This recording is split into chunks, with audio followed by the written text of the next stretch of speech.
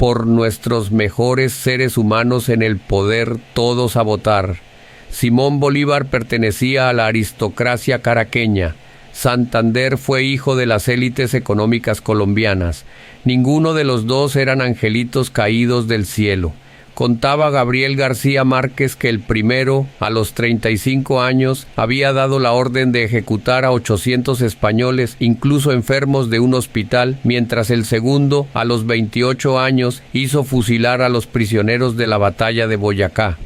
De esa estirpe proceden la mayoría de nuestros gobernantes. Con estos dos próceres de la independencia a la cabeza de los ejércitos patriotas, los colombianos lograron liberarse del yugo español para caer, sin darse cuenta, en una exclusión política y económica dirigida desde entonces por los criollos de las clases altas, que es todavía el yugo del cual no nos hemos podido liberar las clases medias y bajas después de tantos años. Tras los beneficios del poder, hacia 1840, durante la República de la Nueva Granada, se fundaron los partidos liberal y conservador, que aún son determinantes en cualquier elección por voto popular. Los diversos partidos y movimientos políticos actuales que han dominado el escenario electoral en los últimos años, con algunas excepciones, tienen su raíz común en estos dos grandes movimientos electores, los cuales han compartido la presidencia de la República y los más importantes cargos y contratos de la nación,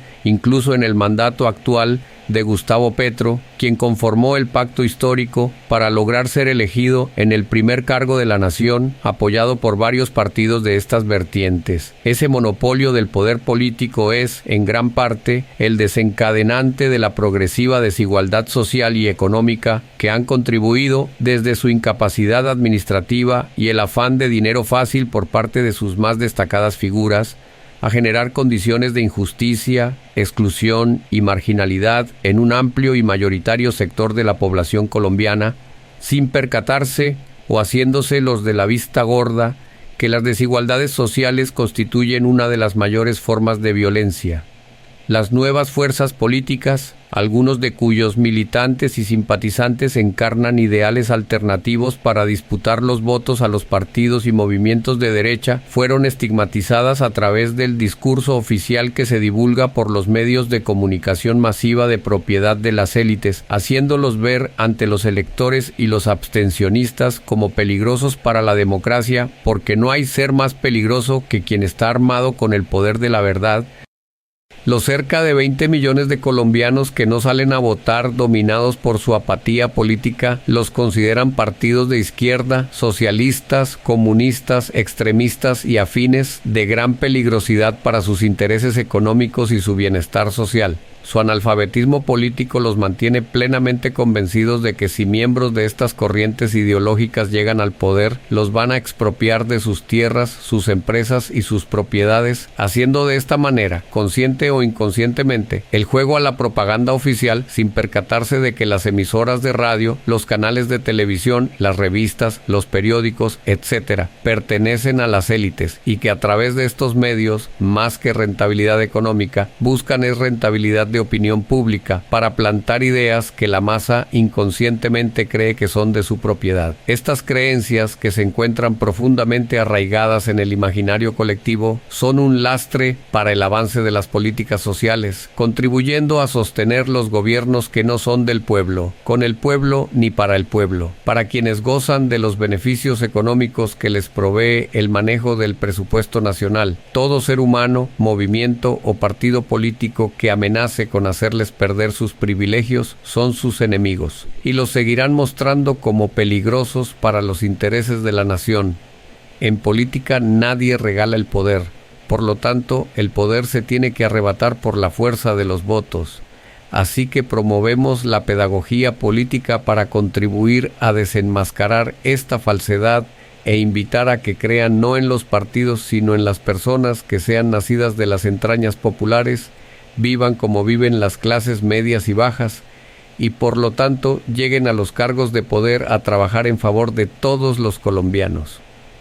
Hay que arriesgarse. Es necesario que, incluso sin un peso en el bolsillo,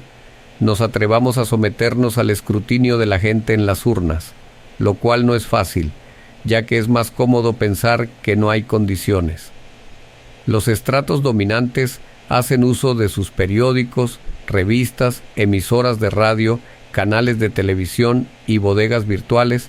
entre otros medios de desinformación,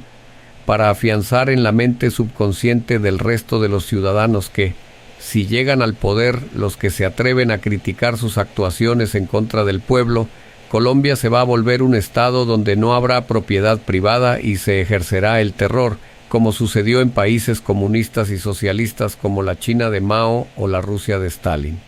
Afortunadamente, los gobernantes no han logrado tener un control absoluto de las redes sociales, lo que permite contar con este medio para desenmascarar su manipulación ideológica que pretende una sociedad adormecida, para que ni piense, ni disienta, ni mucho menos haga algo para sacudirse el yugo de la opresión a que somos sometidos. Por ejemplo, con la cantidad de peajes y el alto costo de la gasolina que nos aprisionan sin cadenas ni grilletes, ya que millones de familias colombianas no cuentan con los recursos económicos suficientes para pagar a esos dos carceleros del siglo XXI y así poder salir de vez en cuando de su entorno físico diario hacia otros lugares de la geografía nacional. Dentro de este panorama adverso, para quienes por fuera de la rosca aspiren a conquistar los votos necesarios para un consejo municipal, una alcaldía, una asamblea departamental, la Cámara de Representantes, el Senado o la Presidencia de Colombia, es cada vez más lejana la posibilidad debido a la cantidad de dinero que los politiqueros invierten en sus campañas, de cierta manera comprando la conciencia de sectores con muchas necesidades que entregan su voto a cambio de unos pocos pesos o pequeños favores. Bien es sabido que a los cargos de elección popular, de los cuales se desprenden los demás cargos del Estado, con excepción de los de concurso, no acceden las personas con mayor solvencia moral y mejores conocimientos, sino por el contrario, a muchos de ellos y ellas lo único que les alumbra es su dinero, además de que muestran un alto desinterés por encontrar soluciones para los principales problemas de la mayoría de los habitantes de nuestro país.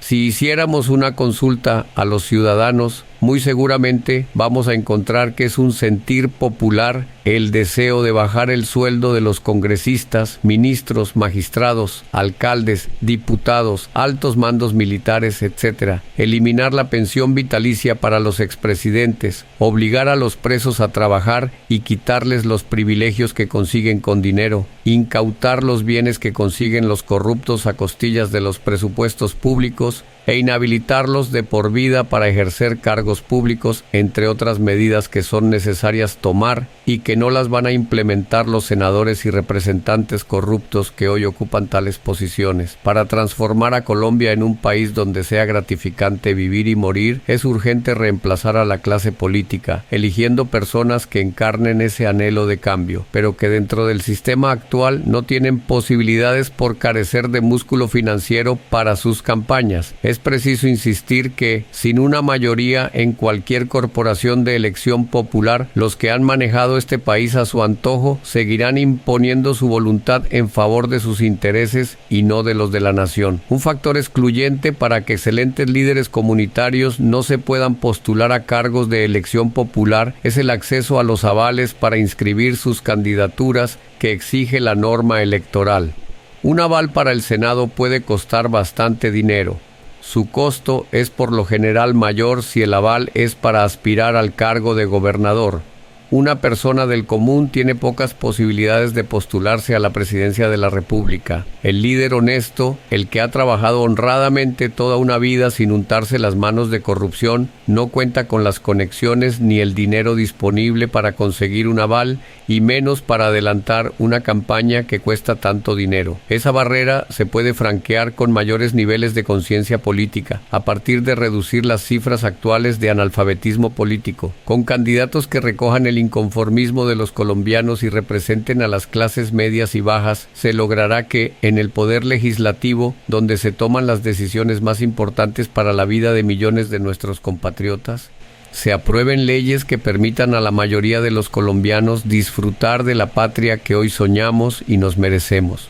Sin esas mayorías en el Congreso, puede llegar a suceder en nuestro país lo mismo que pasó en Brasil con el golpe de Estado parlamentario a Dilma Rousseff propiciado por los corruptos para encubrir sus fechorías en el año 2016, que llevó de nuevo a la derecha al poder con Jair Bolsonaro. O el caso del profesor Pedro Castillo en el Perú, elegido con la voluntad del pueblo pero destituido por su Congreso corrupto en el 2022 bajo una simple declaración de permanente incapacidad moral, por solo mencionar dos casos donde la voluntad del pueblo no se respetó. Cuando se va a construir un edificio no se llama al chofer, al mecánico, al latonero, al panadero, al sastre, al joyero, al tendero, para que se pongan de acuerdo cómo lo van a hacer, sino que se buscan los mejores arquitectos, ingenieros y diseñadores de espacios interiores, entre otros especialistas en construcción, para que asuman tal tarea. Igual sucede si se requiere la reparación del computador, el aire acondicionado, la nevera, la lavadora, el televisor, etc. No permitimos que metan la cucharada quienes son inexpertos en el tema. Por el contrario, siempre buscamos a los mejores en cada área del conocimiento.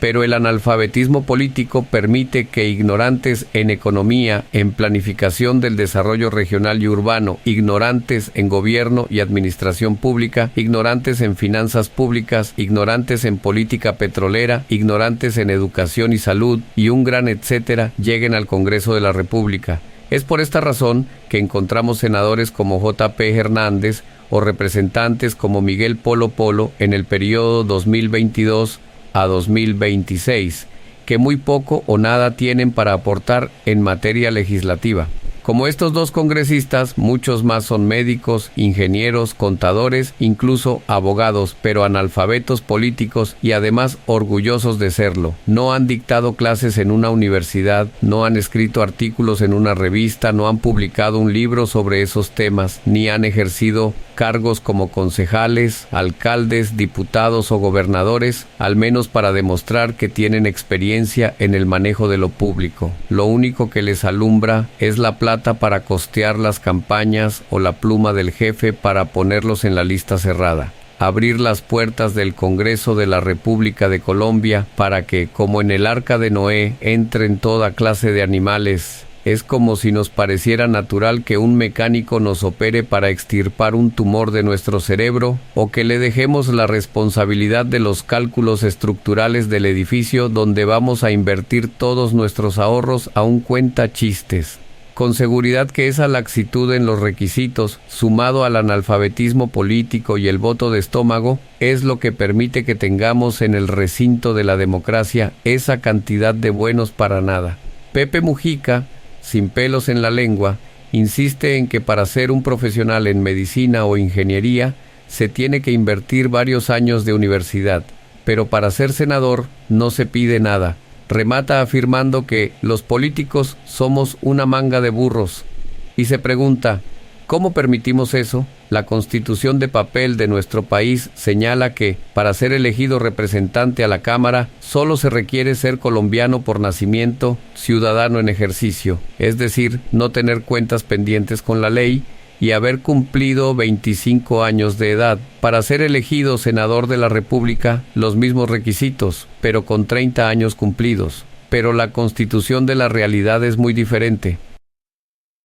Para conquistar una credencial para el Congreso de la República, se requiere contar con miles de millones de pesos, con los cuales desarrollar la campaña en la que la compra de votos, directa o indirectamente, es una práctica común.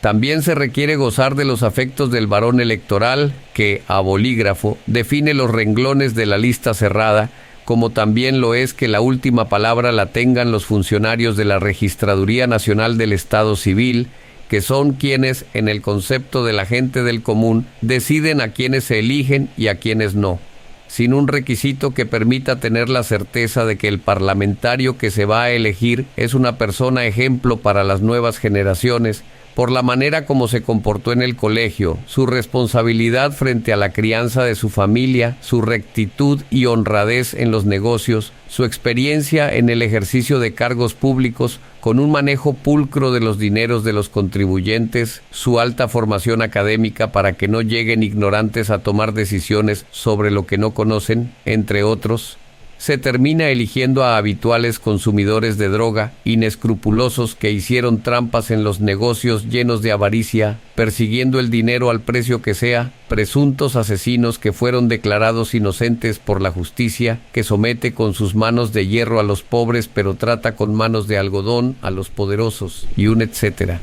Para ser congresista se debe elevar la edad a 50 años, como mínimo, siguiendo las enseñanzas de civilizaciones como la antigua Grecia o Atenas, donde Platón pregonaba en su obra La República que el mejor gobierno es el de la aristocracia, un estado gobernado por los más justos y sabios, con un liderazgo basado en la virtud, buscando siempre el bien común, ya que los ancianos, en cualquier lugar del mundo, en todos los tiempos y razas, suelen ser las personas que han acumulado mayor experiencia e incluso sabiduría para tomar las decisiones más importantes que afectan a todos. Se debe verificar, por ejemplo, a través del observador del estudiante que durante sus años en el colegio no fue expulsado por mal comportamiento, que no consumía drogas prohibidas, que no fue un matoneador ni busca pleitos, que no pasó las asignaturas a punta de trampas porque, si así fue, será profesional universitario con título pero sin conocimientos. Por lo tanto, se debe exigir que haya dedicado muchos años de la vida a estudiar, demostrándolo con certificaciones de la universidad donde enseñó, los libros u otras evidencias de su autoría que den cuenta de que sí domina al menos un campo del saber para formar parte de la comisión parlamentaria respectiva.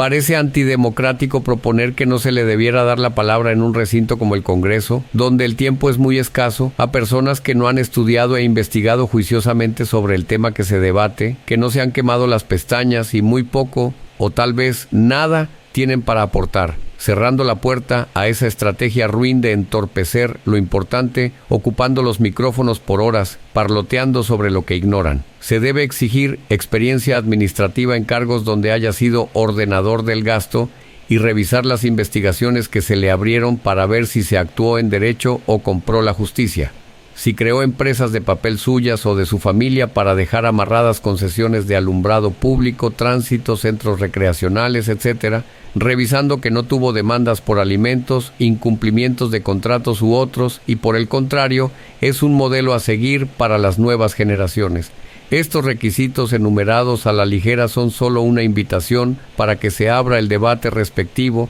y, entre muchas mentes brillantes, se construyan los que garanticen que no lleguen más ineptos a ese recinto de la democracia. Así como en los aeropuertos existen controles para que a los aviones no ingresen personas que le hagan daño a los pasajeros, de la misma manera se deben afinar las exigencias para ser parlamentario, porque son las que van a permitir acabar con ese nido de ratas que hoy es el Congreso de los colombianos, desde luego exceptuando hay algunos seres con altas calidades humanas que se encuentran dentro de las minorías.